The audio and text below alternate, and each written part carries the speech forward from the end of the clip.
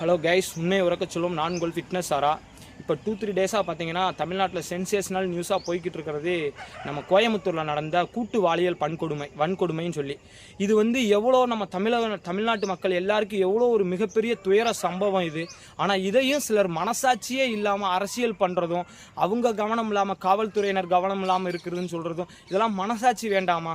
எல்லாருக்கும் தமிழ்நாட்டில் இருக்க ஒவ்வொருத்தவங்களுக்குமே இந்த சம்பவத்தில் பொறுப்பு இருக்குது. உங்கள் கூட இருக்கவங்களும் சரி, அந்த தப்பு பண்ண 3 பேரும் சரி, யாரோ ஒருத்தவங்களுக்கு அண்ணன் தம்பியாகவும், யாரோ ஒருத்தவங்களுக்கு பிள்ளைகளாகவும், யாரோ ஒருத்தவங்களுக்கு ஃப்ரெண்ட்ஸாகவும் தான் இருந்திருக்கிறாங்க. அந்த ஒவ்வொருத்தவங்களுக்குமே இந்த பொறுப்பு இருக்குது. அவங்க இந்த தப்பு நடக்காமல் தடுத்துருக்கணும். நம்ம எல்லாருக்குமே இந்த பொறுப்பு இருக்குது. அதை விட்டுட்டு இந்த அரசியல் இருந்ததால தான் இந்த தவறு நடந்துருச்சு, இந்த அரசாங்கம் வந்திருந்தால் இதை தடுத்துருக்கலாம், இந்த அரசாங்கம் இருந்திருந்தால், அரசியல் தயவு செய்து பண்ணாதீங்க. இது நம்ம எல்லாருக்குமே பொறுப்போடு நடந்துக்கக்கூடிய ஒரு தருணம். இந்த மாதிரி ஒரு சம்பவத்திலேருந்து அந்த குடும்பத்தையும் இந்த சம்பவத்தையும் நம்ம கடந்து வர்றதுக்கு முயற்சி பண்ணணும். இது போல் ஒரு தவறுகள் அடுத்து மேலும் தமிழகத்தில் நடக்காமல் இருக்கிறதுக்கு என்ன வழியோ நம்ம எல்லாரும் ஒன்றிணைஞ்சு அதை எடுத்துகிட்டு போகணும். அதை விட்டுட்டு யாரோ ஒருத்தவங்க மேலே குற்றம் சொல்கிறதாலேயோ, காவல்துறை மேலே குற்றம் சொல்கிறதாலேயோ எதுவுமே ஆக போகிறதில்ல. வேற ஒரு காவல் அதிகாரி இருந்திருந்தால் மட்டும் இந்த தவறு நடக்காமல் தடுத்துருக்க முடியுமா?